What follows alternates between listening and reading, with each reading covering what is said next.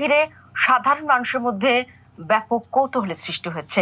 ভারতীয় গণমাধ্যমের দাবি অনুযায়ী ভারত শুক্রবার একটি অত্যাধুনিক আন্তঃমহাদেশীয় ব্যালিস্টিক মিসাইল বা আইসিবিএম শ্রেণীর ক্ষেপণাস্ত্রের পরীক্ষা চালিয়েছে। ধারণা করা হচ্ছে এটি ভারতের বহুল আলোচিত অগ্নি-6 প্রকল্পের অংশ হতে পারে। যদিও ভারতের প্রতিরক্ষা গবেষণা সংস্থা ডিআরডিও আনুষ্ঠানিকভাবে এখনো নাম ঘোষণা করেনি। এই মিসাইলের সবচেয়ে গুরুত্বপূর্ণ দিক হলো এর সম্ভাব্য 10,000 কিলোমিটারের বেশি পাল্লা এবং এমআইআরভি প্রযুক্তি।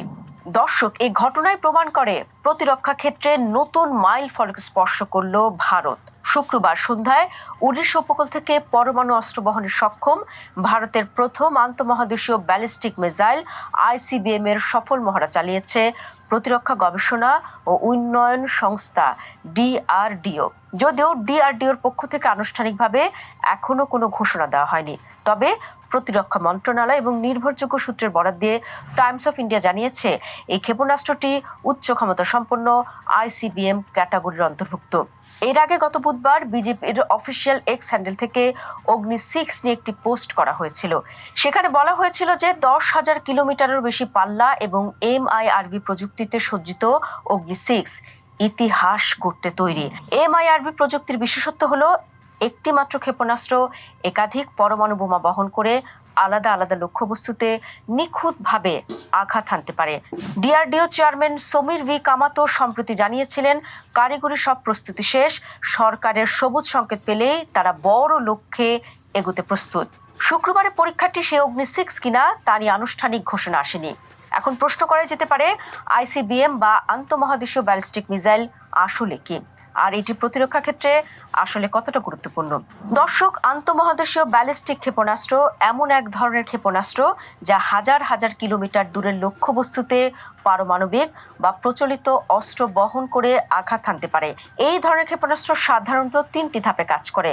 প্রথমটি হচ্ছে উৎক্ষেপণ ধাপ। রকেট ইঞ্জিন ক্ষেপণাস্ত্রকে বায়ুমণ্ডলের বাইরে নিয়ে যায়। মিড কোর্স ধাপ। ক্ষেপণাস্ত্র মহাকাশের কাছাকাছি উচ্চতায় নির্ধারিত পথে ভ্রমণ করে। আর শেষ হচ্ছে রি এন্ট্রি ধাপ। ওয়্যারহেড আবার বায়ুমণ্ডলে প্রবেশ করে লক্ষ্যবস্তুতে আঘাত হানে। এই পুরো প্রক্রিয়ায় বিশাল তাপ ও গ্যাস তৈরি হয়, যা অনেক সময় দূরবর্তী অঞ্চল থেকেও দৃশ্যমান হয়। দর্শক, এতদিন পর্যন্ত বিশ্বের মাত্র 4টি দেশের কাছে আইসিবিএম প্রযুক্তি ছিল: মার্কিন যুক্তরাষ্ট্র, রাশিয়া, চীন এবং উত্তর কোরিয়া।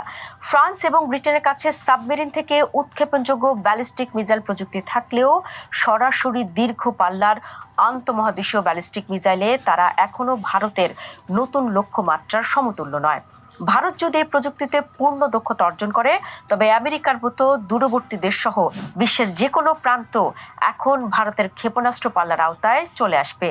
ভারতীয় প্রতিরক্ষা বিশেষজ্ঞদের মতে, এই পরীক্ষার মাধ্যমে ভারত প্রমাণ করল যে তাদের রকেট প্রপালশন, গাইডেন্স সিস্টেম এবং বায়ুমণ্ডলে পুনরায় প্রবেশের জটিল প্রযুক্তি বা রি এন্ট্রি টেকনোলজিতে বিশ্বমানের দক্ষতা রয়েছে। কিন্তু ভারত কেন এই পরীক্ষা চালিয়েছে? বিশ্লেষকদের মতে, চীন ও পাকিস্তানের সঙ্গে কৌশলগত প্রতিযোগিতার কারণে ভারত তার ক্ষেপণাস্ত্র প্রযুক্তি নিয়মিত আধুনিক করছে। বিশেষ করে দূরপাল্লার মিসাইল ভারতের নিউক্লিয়ার ডিটারেন্স বা পারমাণবিক প্রতিরোধ সক্ষমতার গুরুত্বপূর্ণ অংশ। ভারতের লক্ষ্য হলো এমন সক্ষমতা তৈরি করা যাতে সম্ভাব্য প্রতিপক্ষ জানে ভারত পাল্টা আঘাত হানতে সক্ষম। আন্তর্জাতিক রাজনীতিতে এটিকে ডিটারেন্স ব্যালেন্স বলা হয়। দর্শক, আন্তঃমহাদেশীয় ক্ষেপণাস্ত্র পরীক্ষার পাশাপাশি ভারত আরও একটি সাফল্য অর্জন করেছে। ডিআরডিও এবং ভারতীয় বিমান বাহিনী যৌথভাবে একটি গ্লাইড উইপেন সিস্টেমের পরীক্ষা সম্পন্ন করেছে। এটি একটি বিশেষ মডুলার কিট যা সাধারণ এবং অনিয়ন্ত্রিত ডাম্প ওয়্যারহেডকে অত্যন্ত নিখুঁত স্মার্ট অস্ত্রে পরিণত করতে পারে। আন্তর্জাতিক রাজনীতির প্রেক্ষাপটে এই আইসিবিএম প্রযুক্তির গুরুত্ব অপরিসীম। এটি কেবল যুদ্ধের অস্ত্র নয়, বরং এটি একটি শক্তিশালী প্রতিরোধক। পরমাণু অস্ত্র বহনে সক্ষম আইসিবিএম থাকার অর্থ হলো কোনো শত্রু দেশ ভারতকে আক্রমণ করার আগে 100 বার ভাববে।